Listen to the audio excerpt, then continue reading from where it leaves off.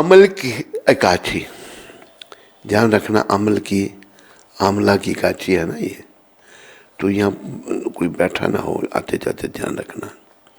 यहाँ अपने इस केशव कुंज में उधर जब आते हैं, एक आमला का पेड़ है, आमला का पेड़ भी पूजनीय बताया है, उसको पूजा जाता है। और आमला फल कैसे बना पता है किसी को?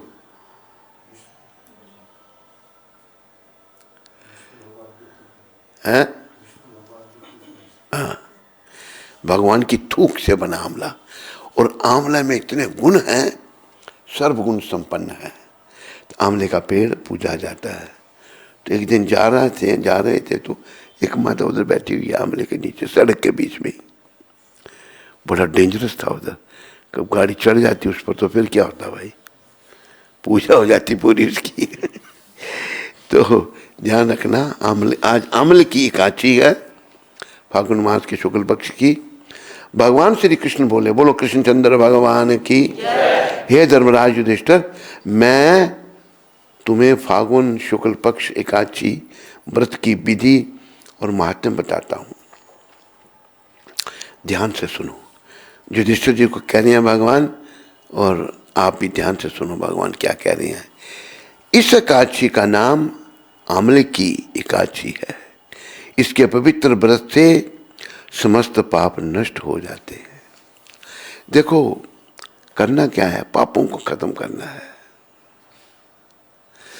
पापों से हमारी बुद्धि मलिन हो गई है, पाप बढ़ाने नहीं है, पाप घटाने हैं।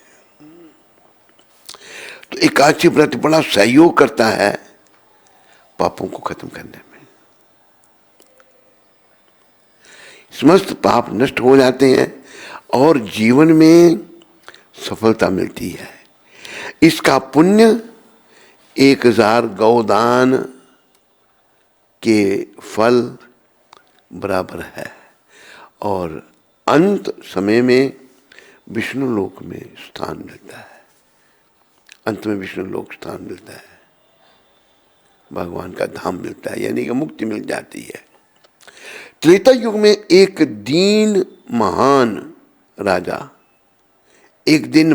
राजा मानदाता ने वशिष्ठ जी से पूछा कि हे द्विज श्रेष्ठ, यदि आपकी मुझ पर कृपा दृष्टि हो तो किसी ऐसे व्रत को बताइए जिसको करने से मेरा कल्याण हो। राजा मानदाता जो है द्विज श्रेष्ठ, ब्राह्मणों में श्रेष्ठ, वशिष्ठ जी को पूछ रहा है, अगर आप मेरे पर प्रसन्न हैं दूसरे, तो आप मुझ पर कृपा दृष्टि हो और किसी ऐसे व्रत को बताइए जिसको करने से मेरा कल्याण हो सके। महर्षि वशिष्ठ जी बोले, आमल की एक महान वृक्ष है, आमल की, उसका महान वृक्ष है जो सब पापों का नाश करने वाला है। भी याद रखो, आम का जो आमला का वृक्ष है ये पापों का नाश करने वाला है। भगवान विष्णु के थूकने पर उनके श्रीमुख से चंद्रमा के समान कांतिमान एक बिंदु प्रकट हुआ, एक बिंदु प्रकट हुआ,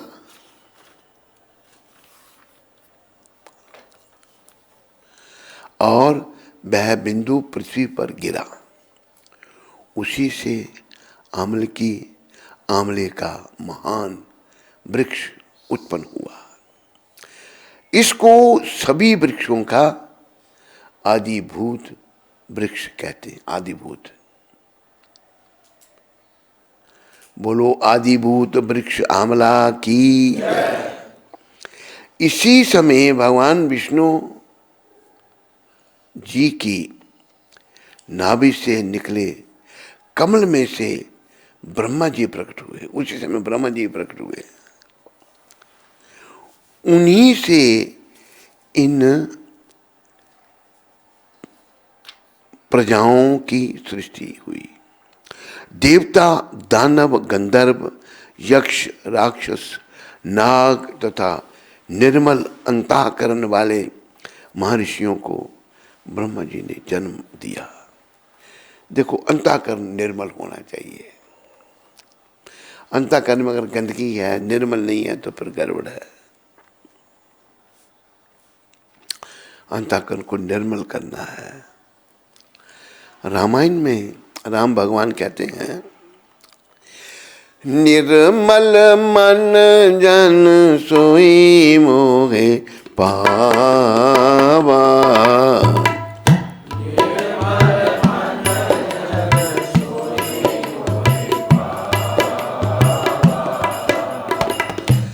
मोहे कपट छल छिद्र न भावा। मोहे कपट छल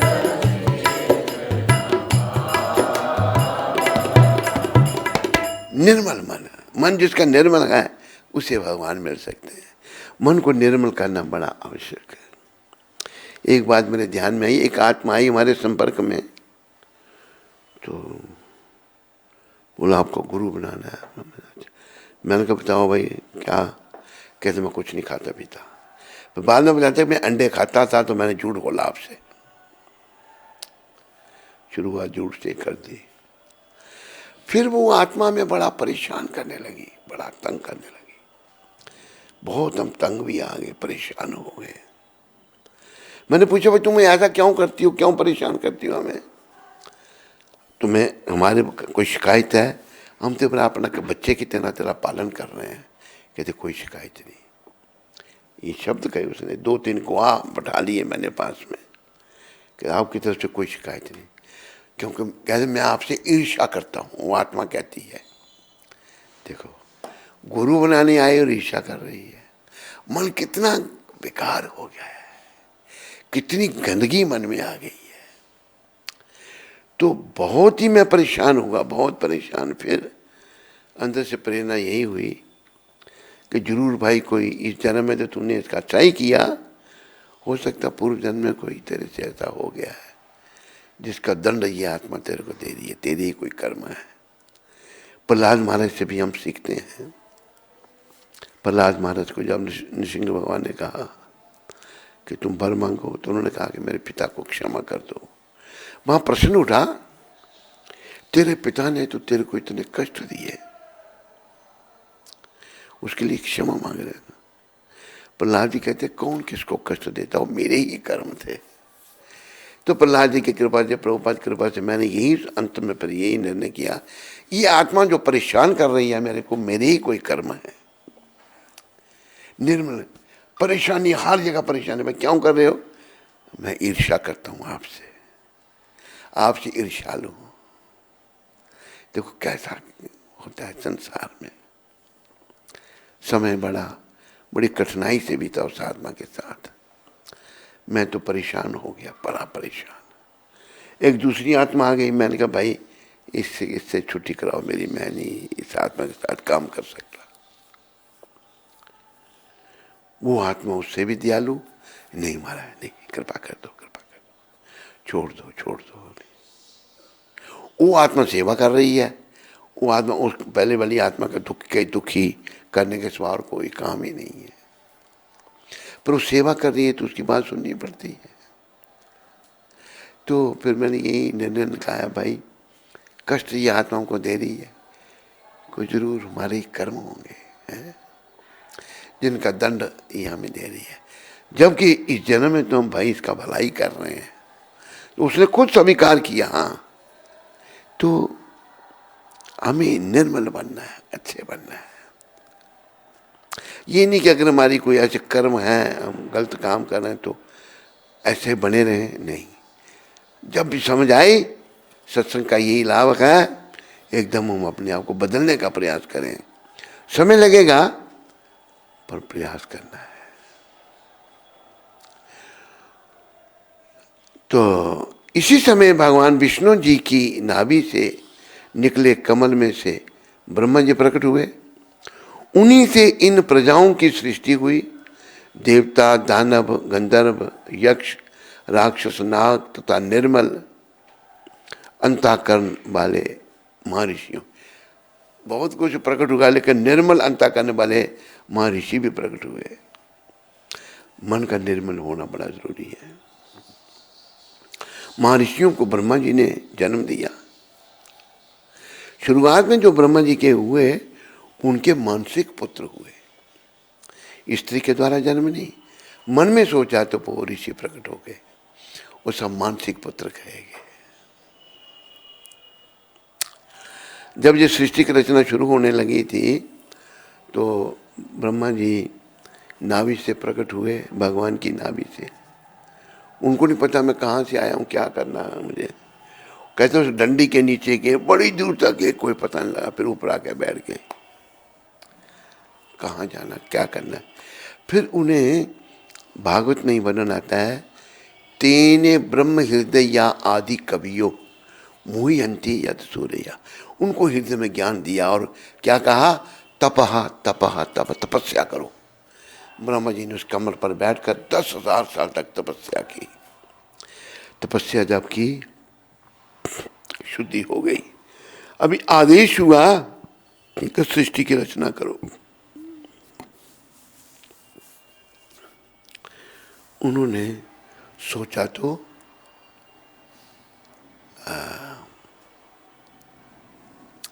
एक बालक उत्पन्न हुआ। बालक उत्पन्न हुआ तो वो बालक जो था वो रुद्र, पहले रुद्र उत्पन्न हुए। ब्रह्मा जी से रुद्र की उत्पत्ति हुई। तो बोला भाई तुम सृष्टि की उत्पत्ति करो। पहले बालक को कहा ब्रह्मा जी ने। तो वो पहला बालक जो था, मैं कुछ थोड़ा सा भूल रहा हूँ, वो उनको क्रोध क्यों आया था, हाँ राइट। पहले 4 मानसिक पुत्र हुए। किसके? ब्रह्मा जी के 4 कुमार, सनक, सनंदन, सनातन और संत। ये छोटे छोटे बालक 4 पुत्र उत्पन्न हुए। जब उत्पन्न हुए ये 4 पुत्र, तो बोला पिताजी क्या आ गया हमको। तो ब्रह्मा जी ने कहा तुम सृष्टि बढ़ाओ। कहते हम नहीं बढ़ाते, जवाब दे दिया, हम ब्रह्मचारी रहेंगे। ये प्रभु इच्छा। ये मतलब जो लोग सोचने पर गृहस्थी, जो माँ बाप गृहस्थी में पढ़े हुए हैं, वो सब बच्चा भी गृहस्थी में पढ़े तो अच्छा है। हम पढ़े हुए हैं वो भी पढ़े, पर गृहस्थी को सृष्टि की शुरुआत में ही 4 कुमारों ने उसको नेग्लेक्ट किया। हम नहीं गृहस्थी बनेंगे, तो वो पूजनीय हुए। तो ब्रह्मा जी को क्रोध आ गया। क्रोध आ गया उनको थे। क्रोध से उनकी भ्रिकुटी से एक बालक उत्पन्न हुआ। क्रोध को रौद्र कहते हैं। वो रुद्र बालक उत्पन्न हुआ। तो वो बालक रोने लगा। उन्होंने बोला तू भी मेरे से उत्पन्न हुआ है, तू जाओ सृष्टि बढ़ाओ। तो रुद्र से हुआ, भूत प्रेत पैदा कर दिए उन्होंने। वो फिर ब्रह्मा जी को तो परेशान करने लगे। उनका मैंने ऐसी सृष्टि करने के लिए थोड़ा बोला था तेरे को, तुम तपस्या करो।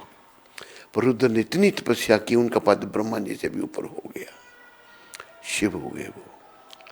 तो क्रोध आ गया था ब्रह्मा जी को जब 4 कुमारों ने सृष्टि बढ़ाने से मना किया था। याद रखो, जीवन का उद्देश्य ये नहीं है, पराया लोगों ने ये बना रखा है ना, दुनिया गृहस्थी बनना, शादी करनी, पत्नी आए, गृहस्थी। बस गृहस्थी को तो प्रहलाद महाराज ने भागवत में जन मेथुन आदि ग्रह मेदि सुखम हितुच्छम ग्रह अंधकूपम, गृहस्थी को अंधा कुआं कहा है। मिथुन सुख के लिए जीव अंधे कुएं में गिर जाता है, ये प्रहलाद महाराज कह रहे हैं। भागवत के 7वें स्कंद में वर्णन आता है। ग्रह अंधकूपम, जीव अंधे कुएं में गिर जाता है। अगर सूखे कुएं में कोई गिर जाए तो उसको खुद नहीं बाहर आ सकता। वो आ सकता है बाहर जब तक कोई ऊपर से ना निकाले। तुम प्राय लोग अंधे कुएं में गिरे हुए हैं, सूखे कुएं में गिरे हैं। तो भगवान ने बड़ी कृपा करके प्रभुपाद जी ने भेज दिया हमको इस सूखे कुएं में से बाहर निकालने के लिए। और बाहर निकलने का रास्ता क्या है? नवदा भक्ति, जो प्रहलाद जी ने वर्णन की। श्रवणम कीर्तनम विष्णु स्मरणम पाद सेवनम अर्चनम वंदनम दास्यम साक्यम आत्मनिवेदनम। वैसे तुलसीदास जी ने बड़े अच्छे ढंग से बताया है। उन्होंने पहली भक्ति क्या कहा, उन्होंने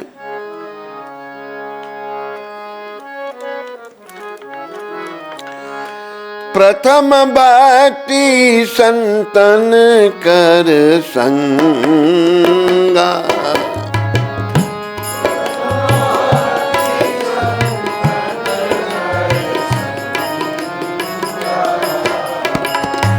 दूजी भक्ति श्रवण कथा प्रसंगा,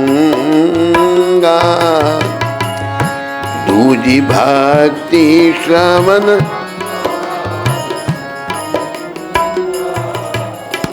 प्रथम भक्ति संतन कर संगा, पहली भक्ति संतों का संग करना है। आप जब प्रभुपाद जी के द्वारा बताए कुछ पढ़ते हैं, आप उनका संग कर रहे हैं। जहाँ उनका जीवन हम चर्चा करते हैं, हम उनका संग कर रहे हैं। प्रथम भक्ति संतन कर संगा, दूजी भक्ति श्रवण कथा प्रसंगा, कथा सुननी, ये दूसरी भक्ति। तो सत्संग, महाप्रभु ने तो यही कहा, सत्संग लुप्त हो रहा था। देखो सच्चा संग मिलना बड़ा कठिन है, बहुत कठिन है। प्रभुपाद जी जो हैं सच्चे संत हैं। महाप्रभु कहते हैं साधु संग सर्व शास्त्र कहे, लभ मात्र साधु संगे सर्व सिद्धि होए। सारे शास्त्र साधुओं का संग करने के लिए कह रहे हैं, साधुओं का संग करो, साधुओं का संग करो, साधु 3 बार। थोड़े से साधु संग से सब सिद्धि मिल जाएंगी। सबसे बड़ी सिद्धि ये मिलेगी कि हमारा मन में वैराग उत्पन्न होगा और हम भक्ति में लगेंगे। ये केवल संतों की कृपा से ही हो सकता है। तो प्रभुपाद जी की कृपा से हम लोगों का कल्याण हो सकता है। तो देवता, दानव, गंधर्व, यक्ष, राक्षस, नाग तथा निर्मल अंतःकरण वाले महर्षियों को ब्रह्मा जी ने जन्म दिया। उनमें से देवता और ऋषि उस स्थान पर आए जहाँ विष्णु प्रिया आमले का वृक्ष था। वहाँ सब आए, आमले का वृक्ष जहाँ पर था वो आए। उसे देखकर देवताओं को बड़ा विस्मय हुआ। वे उत्कंठापूर्वक उस वृक्ष की ओर देखने लगे और सोचने लगे कि फलक्ष आदि वृक्ष तो पूर्व कल्प की ही भांति होते हैं, जो सब के सब हमारे सुपरिचित हैं, किंतु अब तक हमने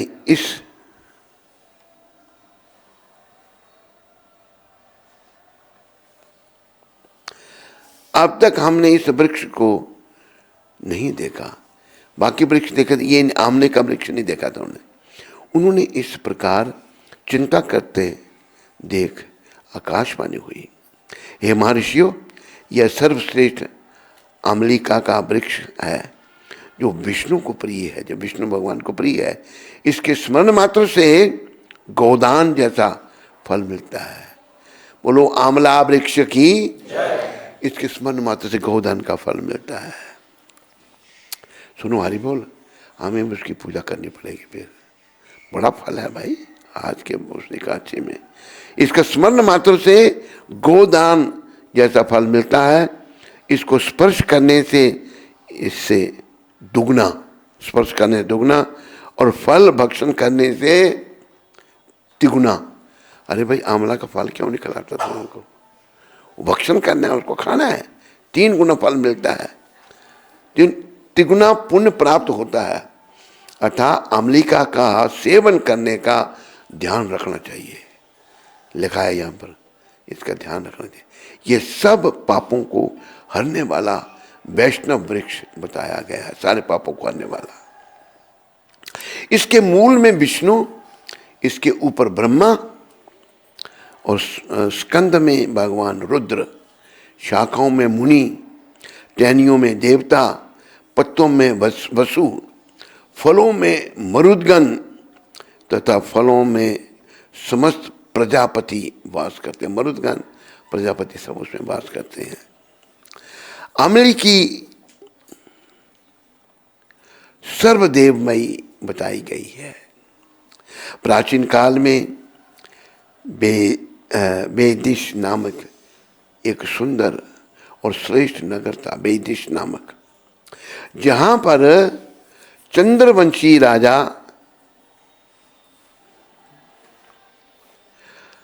पाश बिंदु के वंश के चित्ररथ का राज्य था। वह अत्यंत विद्वान, धर्मात्मा एवं सत्यव्रती और संपन्न था। उसके राज्य में चारों वर्ण, ब्राह्मण, वैश्य, क्षत्रिय और शूद्र सब मिलजुल कर रहते थे। नगर में सर्वत्र शांति थी, कोई निर्धन कृपण नहीं था। उस नगर के सब नगरवासी विष्णु भक्त थे और सभी बाल, युवा एवं वृद्ध एकादशी का उपवास रखते थे। वह नगर वेद ध्वनि से सर्वदा गूंजता रहता था। वेद ध्वनि होती थी वहां पर। एक बार फागुन माह के शुक्ल पक्ष की अमल की एकादशी आई। उस दिन समस्त प्रजाजनों ने प्रसन्नता पूर्वक इस एकादशी का उपवास किया।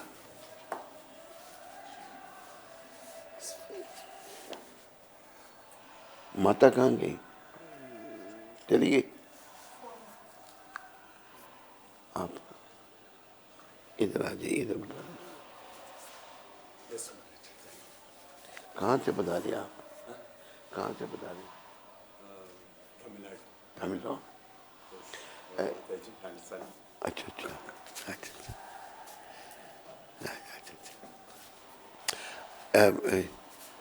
You speak Hindi? You understand Hindi?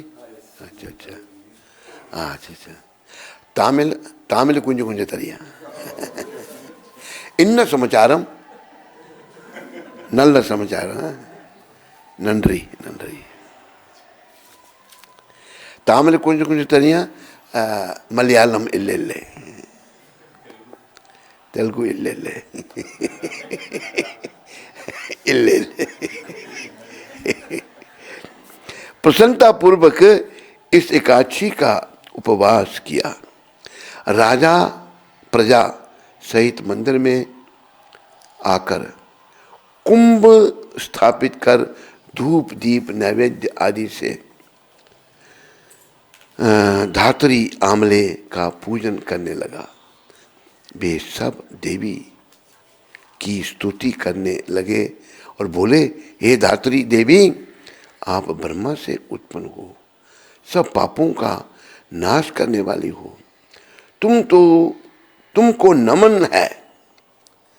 हमारा अर्घ्य ग्रहण कर हमें कृतार्थ करो। तुम श्री रामचंद्र जी के द्वारा पूजनीय हो, अतः हमारी प्रार्थना स्वीकार कर हमारे समस्त पापों को नष्ट कीजिए। वहाँ पर देव मंदिर में सबने रात्रि जागरण किया। ठीक उसी समय वहाँ एक शिकारी आया जो दुराचारी महापापी था। वह अपने परिवार का पालन करने के लिए जीव हिंसा करता था। उस समय वह अत्यंत बेचैन था और भूख प्यास से व्याकुल था। भोजन प्राप्त होने की आशा लिए वह मंदिर के एक कोने में जा बैठा। अपनी भूख प्यास भूल वहाँ हो रही विष्णु कथा और भजन कीर्तन सुनने में मगन हो सारी रात जागरण में बिता दी। प्रातःकाल होते ही अपने घर चला गया और जाकर भोजन किया। कुछ समय पश्चात ही उसकी मृत्यु हो गई। परंतु आमला की एकादशी में रात्रि जागरण और प्रभु भजन कीर्तन श्रवण के पुण्य प्रभाव से उसका जन्म राजा विदुरथ के यहाँ हुआ। उसका नाम वसुरथ था, वसुरथ रखा गया। युवा होने पर वह अपने पिता के राज्य का राजा बना। वह चतुरंगनी सेना का भी प्रधान बन गया तथा धन धान्य से संपन्न होकर 10,000 ग्रामों पर शासन करने लगा। एक दिन नरेश जब शिकार खेलने वन में गया तो देवयोग से वह रास्ता भूलकर इधर उधर भटकने लगा। रात्रि होने पर और अंत में थक कर एक वृक्ष के नीचे सो गया। उसी समय कुछ पहाड़ी डाकू भी वहां आ गए। डाकुओं के सरदार ने जब राजा को निद्रा में लीन देखा तो वे सब मारो मारो चीखते हुए राजा पर टूट पड़े और अस्त्र शस्त्रों से प्रहार करने लगे, परंतु उनके सारे प्रहार फूल में परिवर्तित होकर नष्ट हो जाते। डाकुओं के अस्त्र शस्त्र वापस उलटकर डाकुओं पर ही वार करने लगे। वह सब डाकू मूर्छित होकर गिर पड़े। उसी अवस्था में राजा के सुप्त शरीर से एक अत्यंत तेजस्वी दिव्य देवी प्रकट हुई, जो कि स्वयं महाकाली सी प्रतीत हो रही थी। क्रोधित हो चक्र लेकर उन डाकुओं को मारने दौड़ी। उस देवी ने अपने अस्त्रों के प्रहार से समस्त डाकुओं को मौत की नींद सुला दिया। जब राजा की नींद खुली तो वह वहां पर उन डाकुओं को मृत देख चकित हुआ और सोचने लगा कि इन डाकुओं को किसने मारा, किसने मारकर मेरी रक्षा की है। जब वह राजा ऐसा विचार कर रहा था तभी आकाशवाणी हुई, हे राजा, इस संसार में विष्णु भगवान के अलावा और कौन राक्षस रक्षक हो सकता है। इसके अलावा और विष्णु भगवान के अलावा और कौन रक्षक हो सकता है। स्वयं प्रभु ने तुम्हारी रक्षा की है। आकाशवाणी सुनकर राजा ने भगवान विष्णु को प्रणाम किया और प्रसन्न चित्त हो अपने महल में वापस आकर सुखपूर्वक रहने लगा तथा राजकाज चलाने लगा। महर्षि वशिष्ठ ने कहा, हे नरेश, यह सब अम्ल की एकादशी के पुण्य प्रभाव से संभव हुआ। तो अम्ल का जो बहुत प्रभाव है, आज ये अम्ल की एकादशी है, तो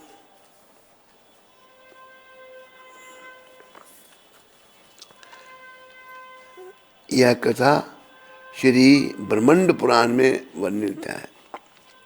फलाहार, इसमें आमलों का सागर लेना। आज आमले लाओ भाई कहीं से, हैं?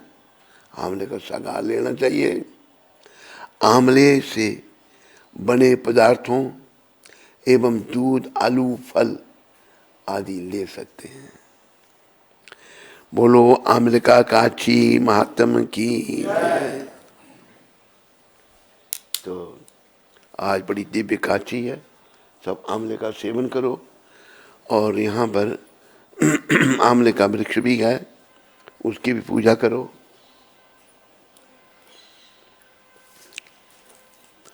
आज 3 तारीख है और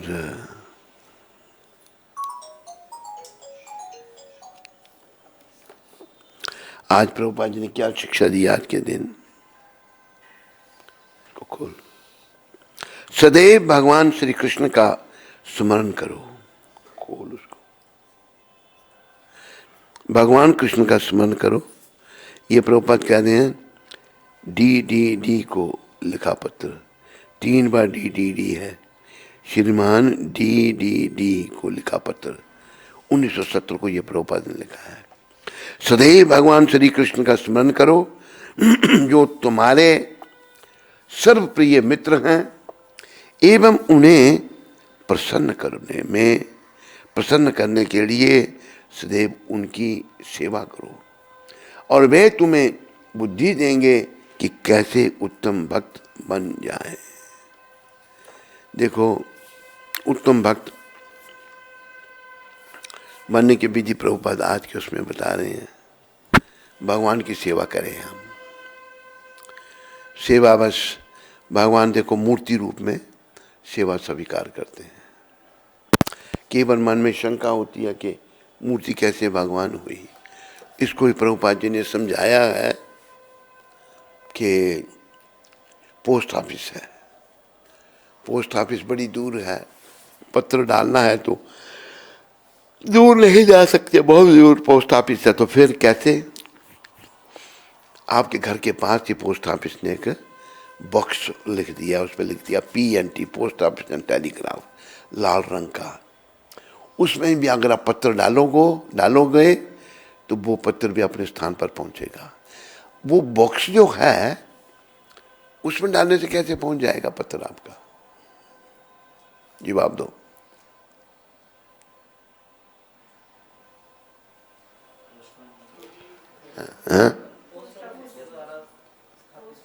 हाँ, क्योंकि पोस्ट ऑफिस द्वारा। इसी प्रकार जो मूर्ति है शास्त्रों के अनुसार स्थापित की गई है। मूर्ति पूजा अनादिकाल से चली आ रही है। भगवान किसी भी रूप में प्रकट हो सकते हैं, और मूर्ति रूप में जब भगवान होते हैं तो उनको ऐसे कोई पत्थर मारना बड़ा अपराध है, बहुत बड़ा दोष है। तो भगवान की सेवा करो, उनके दर्शन करो, उनकी सेवा करो, पूजा करो, उनका नाम जपो। ऐसा करने से भगवान, जैसे प्रभुपाद जी ने लिखा है आज के उसमें, कि आपको बुद्धि देंगे कि कैसे उत्तम भक्त बन जाओगे, कि कैसे आप उन उत्तम भक्त, अच्छे भक्त कैसे बन सकते हैं। भगवान को पाने के लिए हमको सबसे अच्छा भक्त बनना है, तो भगवान की सेवा से बना जाएगा। बोलो भक्त और भगवान की, बोलो मोर मुकुट बंसी वाले की। हरे कृष्ण। हरि बोल। है कुछ?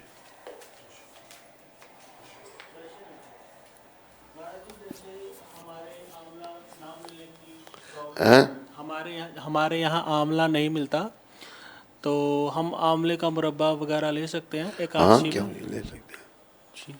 आंवले का मुरब्बा ले सकते हैं। हमारे यहाँ आंवले का कहाँ? अच्छा, उधर ऑस्ट्रेलिया में। यहाँ से मुरब्बा ले जाओ बस। जी, मुरब्बा तो उधर मिल जाएगा इंडियन ग्रोसरी पे, लेकिन पेड़ नहीं होता। तो फिर पेड़ कैसे होगा? पेड़ तो भारत में ही होगा ना। जी। दिव्य भूमि में। इसलिए बजाय इसके ना, अब यही भारत में ही रहो, भक्ति करो बस। दाढ़ी चूड़ी साफ करके ना, अपने तिलक लगा करके अपना शिखा रख लेनी। पत्नी भी आपका साथ देगी नहीं? वो तो देगी, वो देगी। भक्ति कुछ नहीं संसार में ऐसे, बाकी तो संसार में भटकना है। वो ऐसे कहा है ना, भजन में कहा कि झूठी काया ठगनी माया, चक्कर में क्यों आया, जगत में लटक रहा है। भजले प्राणी रे अज्ञानी, 2 दिन की जिंदगानी, वृथा क्यों भटक रहा है। भटक रहे हैं हम। सोचो, दोनों पति पत्नी मिलकर सलाह करो। पहले तो ये होता था ना कि पुरुष पत्नी को छोड़ना पड़ता था, लेकिन प्रभुपाद ने, जो एक अवतारी पुरुष हैं प्रभुपाद, दोनों मिलकर भी भक्ति कर सकते हैं। नियमों का पालन करो, भक्ति करो। अंग्रेजी में कहा कि all is well if and is well. अपना अंत अच्छा तभी होगा जब अभी का ध्यान हम करेंगे। If you take care of today, God will take care of tomorrow. आज का ध्यान करेंगे तो तभी भगवान कल का ध्यान करेंगे ना। हिम्मत करो और भक्ति करो बस, ताकि आने वाला काल अच्छा हो जाए। हाँ जी। रोहित बिरला जी, नोएडा से। गुरुदेव जी के चरणों में दंडवत प्रणाम। जब से गुरुजी आपका आश्रय लिया है, आपकी दी हुई माला में अद्भुत शक्ति है। आपकी कृपा से थोड़ा मन कंट्रोल में होने लगा है। अभी भी भागता है जप करने के लिए।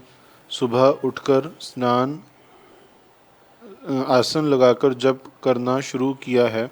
16 से ज़्यादा माला करने की कोशिश करते हैं रोज़। हम योग्य तो नहीं, बट आप आशीर्वाद दीजिए कि ये मन कृष्ण चरणों में लगे। और एक प्रश्न है गुरु महाराज जी, कृपया गाइड कीजिएगा। हमारे पास बाल स्वरूप में जगन्नाथ जी हैं, जिनको हम वात्सल्य के भाव में रखते हैं। घर पर राधा कृष्ण के विग्रह हैं, उनकी पूजा अर्चना, मंगल आरती, भोग सब नियम करते हैं। लेकिन जगन्नाथ जी हैं वात्सल्य के भाव में। जैसे आपने बताया था, इनको साथ लेकर नहीं जाना है। हम कोशिश कर रहे हैं, लेकिन गुरु महाराज जी फिर जगन्नाथ जी अकेले रह जाते हैं रूम पर, तो मन नहीं लगता किसी चीज़ में। पूरा ध्यान उन्हीं पर रहता है कि वो अकेले हैं। क्या हम जगन्नाथ जी को मंदिर में या कीर्तन कथा में ले जा सकते हैं? अगर हम शुद्धि का ध्यान रखें तो प्लीज़ गाइड करिए। हम कलयुगी जीव हैं, बस आपकी कृपा का भरोसा है। ऐसा है बिरला जी, विग्रह रूप में भगवान स्वयं भगवान है। कोई अंतर नहीं भगवान में और विग्रह में। कई कथाएं हैं ऐसी। तो भगवान एक महान स्थान पर ही उनको स्थापित करना चाहिए। हम जब कहीं ले जाते हैं, कहीं शुद्धि है, कहीं अशुद्धि है, कहीं हमारे हाथ साफ नहीं है, तो वो थोड़ा अच्छा नहीं लगता। एक जैसे आपने संत हैं, बड़ा अच्छा उनके प्रवचन आते हैं, उन्होंने बड़ी इसकी वर्णना की है कि ऐसा लोग जो आजकल ये फैशन जैसा बन चुका है, ये ठीक नहीं है। ये पहले कभी नहीं था, अभी हो रहा है ऐसा। कलयुग में नई नई बातें निकल आती हैं। वैसे नहीं, उनको लिख के जाओ तो अच्छा है, वहीं सेवा हो तो अच्छा है। साथ में लगकर नियम नहीं सेवा कर सकते अच्छी तरह से विग्रहों की।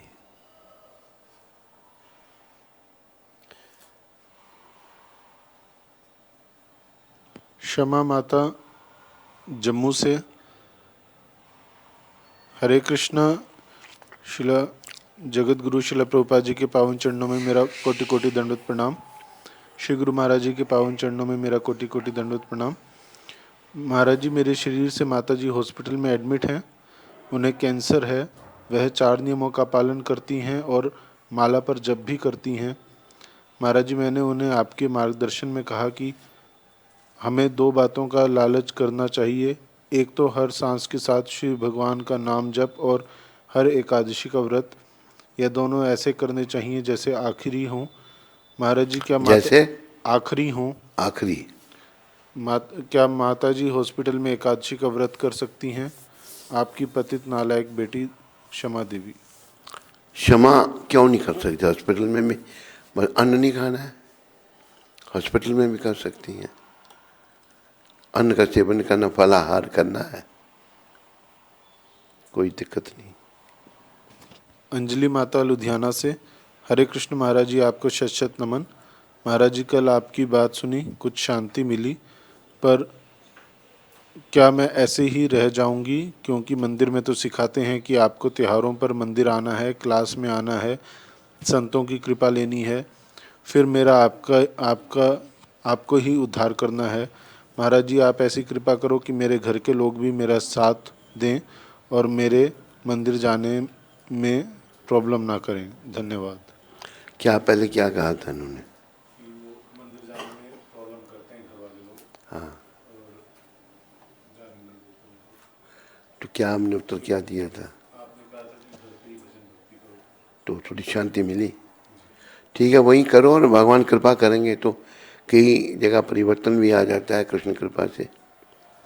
तो भगवान पर निर्भर रहो, अच्छा लग रहा है तो घर में ही भजन करो बस।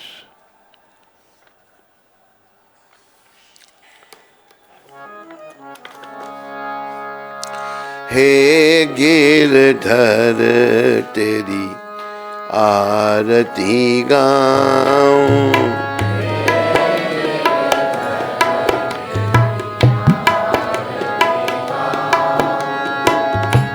मोर मुकुट तेरे शीश पे सोहे,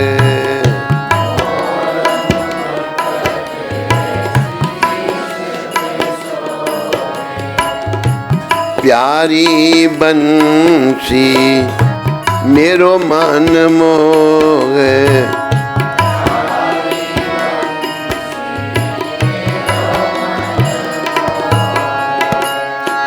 देख छवि बलि हारी मैं जाऊं,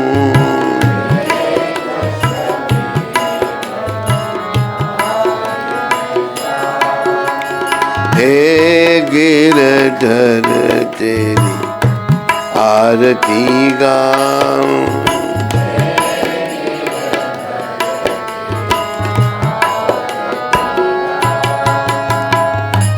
चरणों से निकली है गंगा प्यारी,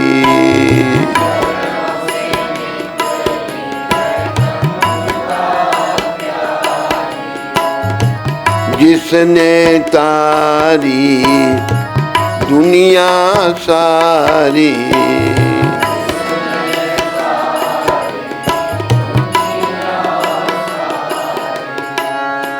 युगल छवि के दर्शन पाऊं, युगल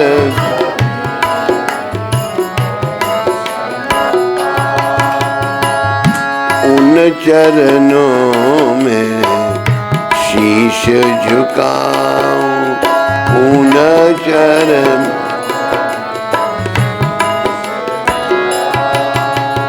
हे गिरधर तेरी आरती गाऊं,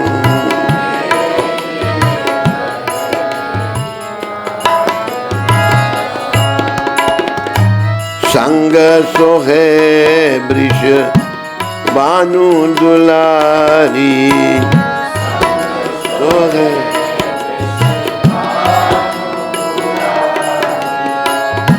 ललिता विशाखा सखियां प्यारी,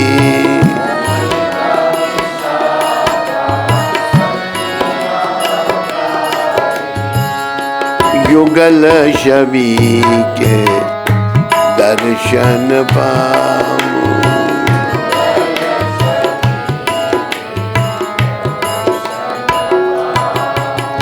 हे गिरधर तेरी आरती गाऊं,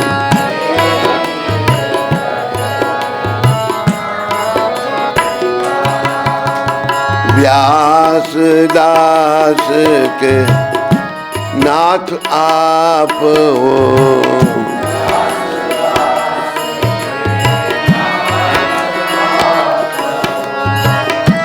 सुख दुख प्यारे साथ आप हो,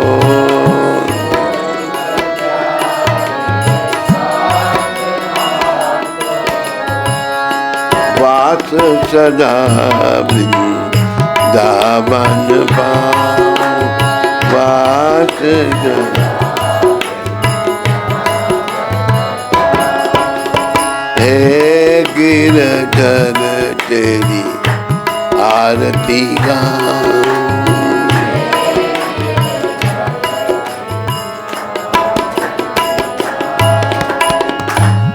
बोलो राधा गिरधर भगवान की, बोलो मोर मुकुट बंसी वाले की, बोलो कृष्ण बलराम की।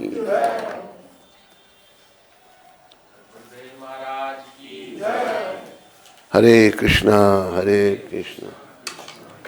अभी आइए एक एक करके प्रसाद लेते जाइए। आज व्रत रखना है सबने, अन्न नहीं खाना और जीवन को सफल बनाना है।